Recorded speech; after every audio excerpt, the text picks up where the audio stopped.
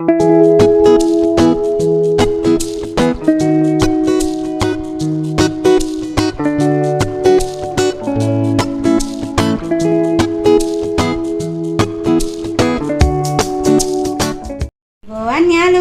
දවසක්. මම අද ඔයාලා හම්බෙන්න ආවේ චිකන් ඩේවල් එකක් හදන හැටි කියන්න. අපි ගෙදර තියෙන අමුද්‍රව්‍ය වලින් හදමු. ගොඩාක් දේවල් ඕනේ නැතුව ගෙදර තියෙන දේවල් වලින් හදමු. අපි ඒකට ගත්ත මේ චිකන් ග්‍රෑම් 500ක් විතර. මේ විදිහට කොටුවට කපාගත්තු බීලෝණු. තක්කාලි කොටුවට කපාගත්ත විදිහට. ඊපස්සේ ගෙදර ආමෙන්ගුරු සුදුලුණු අඹලා චිකන් මේ පේස්ට් එකක් හදාගත්තා. මිරිස් කරල් මේ වාගේ කපාගත්ත 3ක් විතර. තක්කාලි ගෙඩියක්.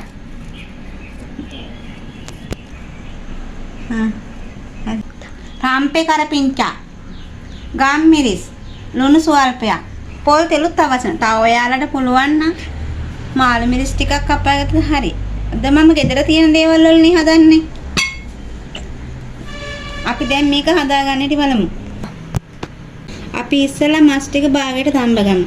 මේ විදිහට කහකුඩු ටික එකතු කරලා හොඳට කලවම් කරලා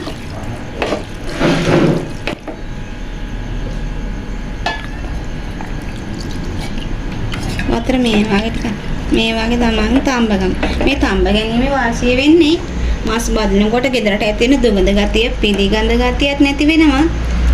බෙද ගන්න පහසුත් වෙනවා.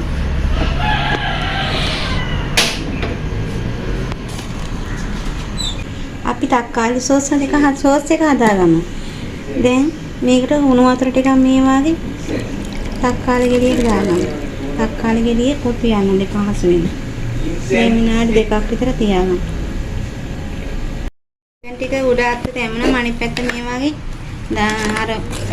දාගන්නවා.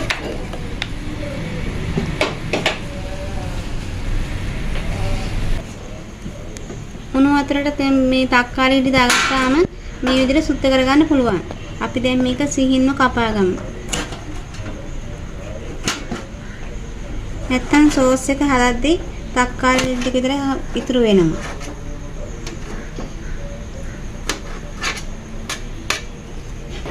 මේ පෑන් එක ලිපේ තියාගෙන ඒට සුදු ලුණු පේස්ට් එකෙන් ටිකක් ඉඟුරු පේස්ට් ටිකක් දාගන්න ඕනේ. දාගෙන මෙන්න පොඩ්ඩක් බැදිනකොට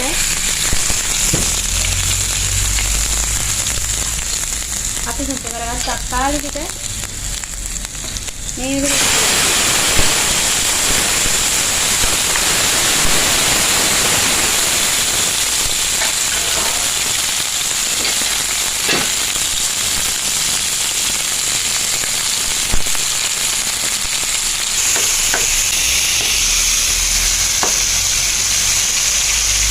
පොඩ්ඩක් වතුර ටිකක් මේකට දාගන්න.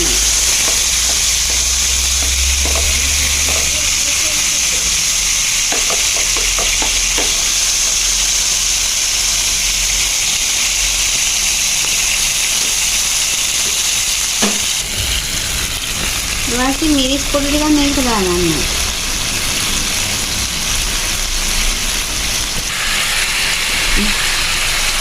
that's it. මෙයාගේ විනාඩි පොඩ්ඩක් මේක එකතු කරගන්න.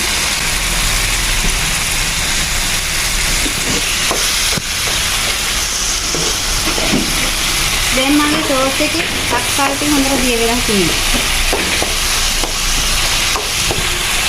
අපි මේක දැන් අපිට තාම දියාරකට වෙන කාටුක්ක් වතුර ටිකක් දාගත්තට කමන්නේ.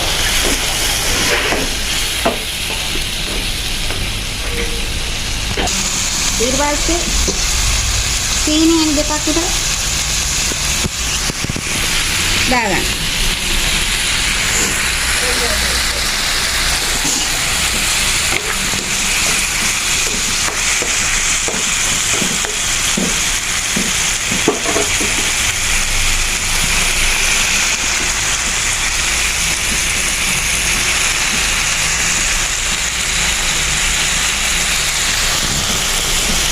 දැන් සෝයා සෝස් තේහෙන්ට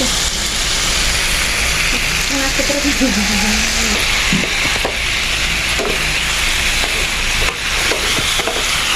මගේ සෝස් එක හරි. මේක දැන් අවශ්‍ය විදිහට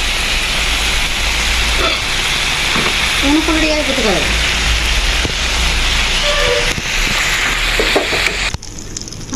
දැන් මෙහෙම තෙල් පෑන් එකට තෙල් ටිකක් දාන්න. තෙල් හත් වුණාන් පස්සේ මම ඒකට සූදුරු ටිකක් දාගන්නවා.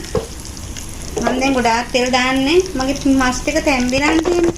ඒකට දාගන්නවා සූදුරුන් පේස්ට් එක.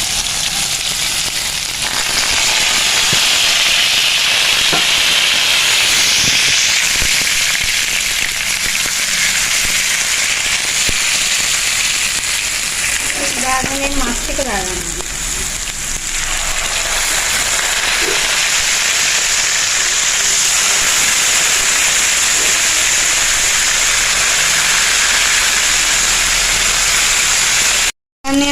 මේ තෙල් මගේ පොඩ්ඩයි තියෙන බලන්න බෙදීනකොට. දැන් ඒක නිසා මම මේ බෙදීන මේකට ගම්මිරිස් වලට එකතු කරනවා.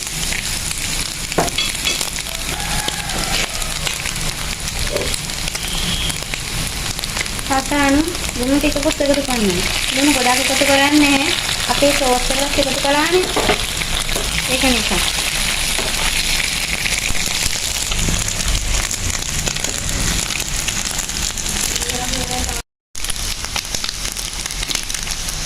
මේකට මම මිරිස් කුඩු තේ හැන්දක් මේ විදිහට දාගන්නවා.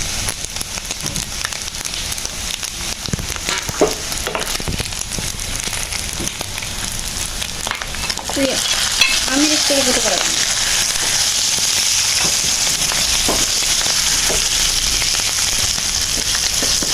දැන් මගේ මස් ටික බැලලා තියෙනවා. බලන්න පාට ඊට පස්සේ මිරිස් ටික එකතු කරගන්න. මේ ලුණු ටික එකතු කරගන්න.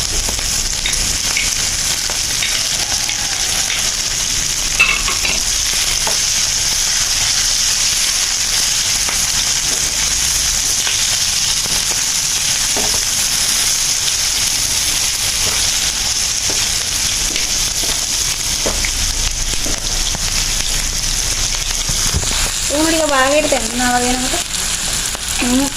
සක්කාට පස්සේ එකට කරගන්න.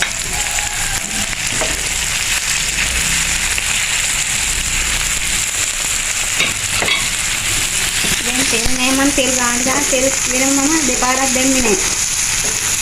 මොකද මම මාස් ටික තම්බලා ගත්තේ හින්දා ගොඩක් වෙලා පැදින්න ඕන නැහැ. දැන් මේකේ ගින්දර පොඩ්ඩක් අඩු කරලා මම හදාගත්ත සෝස් ටික දාලා